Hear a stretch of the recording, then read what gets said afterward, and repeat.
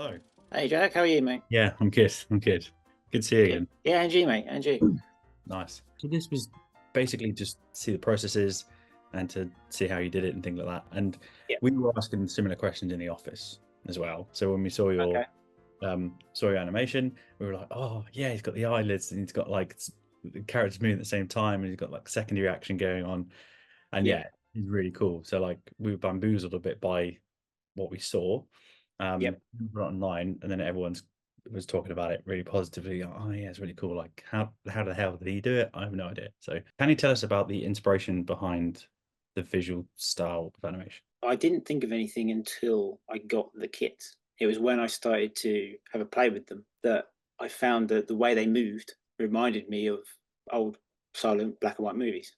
So I went and watched some Charlie Chaplin clips and noticed that they just sort of complemented each other in a way. The way they moved to the way the black and white film was shot, and that way they moved in there. And yeah, it was just sort of come from there, really. I mean, it was just a matter of doing those simple tests, watching those clips that just sort of came together quite quickly, really. Oh, nice. And also, it was also the fact that obviously in silent movies, there's no talking, and I wanted to have some kind of communication. Yeah, that And makes because I sense. couldn't use the actual voices of Wallace, for example, I had to kind of way of doing it. So that kind of worked. Yeah, no, it did They, work.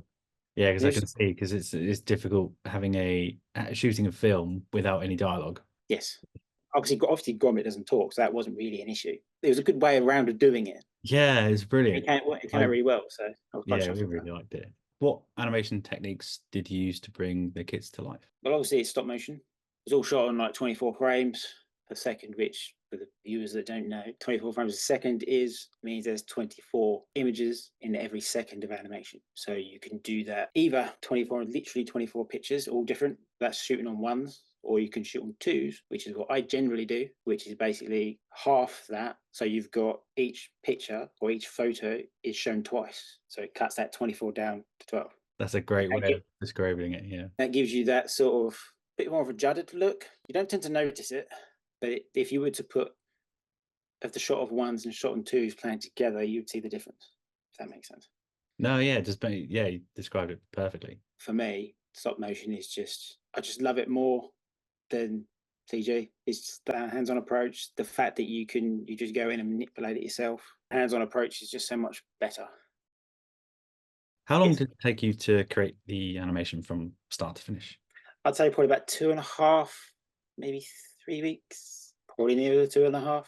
That is a lot. And I thought you were going to say like a few days, but like a few weeks when you break it down and you go planning and testing and watching films and stuff, and then the series of animation that doesn't work or like it drops. I mean, if everything had gone perfectly, then yeah, I probably would have done it, say, about 3 or 4 days. But then you've got planning, all the post editing, that all takes time.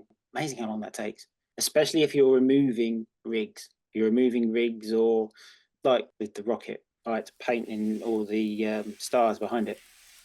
It's supposed to be like a green screen background, Yeah. and then it's like the stars, so that takes time. So did you have a blank plate? So you just shot that? Yes, we go in and edit each frame out and Yeah. whatever. We have a similar process to our instructions. Each step is a photo. We have to cut out that.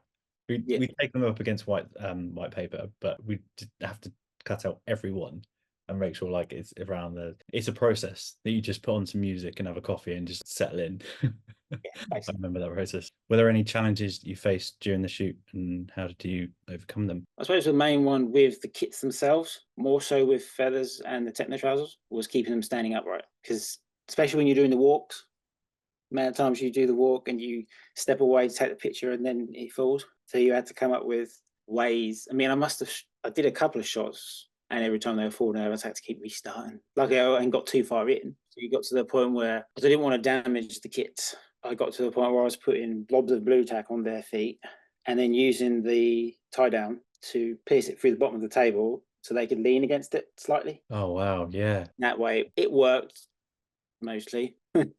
Yeah, you don't even think about that because we saw them walking across the screen, and we're like, "Oh, that's amazing!" And then we don't know how really you did it. That obviously worked perfectly, but then you've got the way of you could elevate it from the back on a rig, and it would just be walking, skimming the surface, which wouldn't look real. No, God, that's a lot of work. I mean with my other puppets, they generally have tie downs in the feet, or a little hole in the bottom of the feet, so you can put a screw through and tie them so they stand, and they've got a solid point of contact with the ground. But with this, because they were cardboard and I didn't want to damage them, I couldn't use the tie downs. What software did you use? Dragon Frame. That is basically the industry standard for stop motion animation. Brilliant piece of software. You know, if anybody wants to actually try it and don't want to spend the money on it, you can get apps on your phone to do it. In terms of the project I do, just generally Dragon Frame. I remember using that, and the onion skinning and the on-screen lines help Yes. so much. You know, Imagine use onion skinning more than anything else. Some animators hate that. Some animators love it. I generally use it most of the time just because it makes it easy for me to see where the character's been and in terms of where you've moved it to. I find that a lot easier. But there's so many different techniques you can use in Dragon Frame to get the same outcome. So, what would you hope the viewers would get out of your animation? you know, I'd love to be able to get people to maybe try it themselves, see that, you know, you can take something like one of these kits and just create something simple, little animation, use your phone. Well, you don't have to have a full-on camera like this. You know, you can have a full, just literally your phone and a little light, and that'd be enough. And you could make a little animation. I'd love to be able to see, you know, some people with a kit make their own little shots. That'd be amazing. That would be cool. And it's like a couple of worlds coming together, like the engineering toy world and the stop motion world. Just out of interest, what camera have you got? The Canon 2000D. Don't know if you can see that. Oh yeah. Oh nice, man. Which is your favorite kit, feathers or grommet? Or if you can't choose, which is your favorite kit from all of our range? This is quite an easy one for me. It's feathers. He's my favorite character in Wallace and Gromit. So to have a little kit of him is brilliant. I just love him as a character. He's such a strong character to have him as a kid. I think and the kit is brilliant. The way he blinks, the way he walks, it's brilliant. Cheers, man. Gromit is really good as well, as is the Techno Trousers and the Rocket. But for me, it's definitely feathers. And the plane. Yes, the plane. I haven't built that one yet. Oh, right, fair enough. Both grommets were Melly's. Melly led that one. And I led the trousers and feathers, and then Jeff did the rocket. We kind of get allocated, but we chip in and help. So yeah, makes sense. Thanks. Cool. Well, thank you very much, Neil. And final thing is, where can people find you online? My main one currently is Instagram, which is at Brooksy Animations. Okay. And I've just started YouTube, which of the same name, Brooksy Animations. That's the best place to see all my work. Generally, I put all my work up on Instagram and then on YouTube as well. So yeah.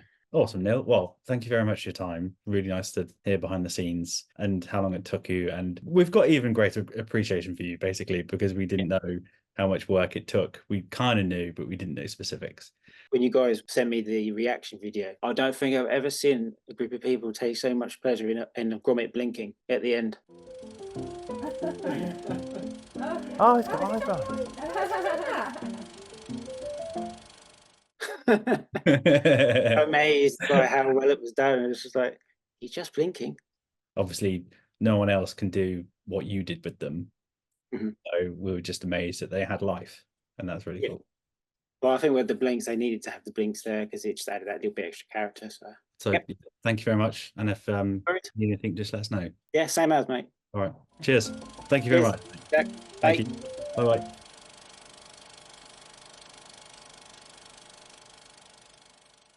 Yeah, that was the pure reaction video because you're like, right, gather around.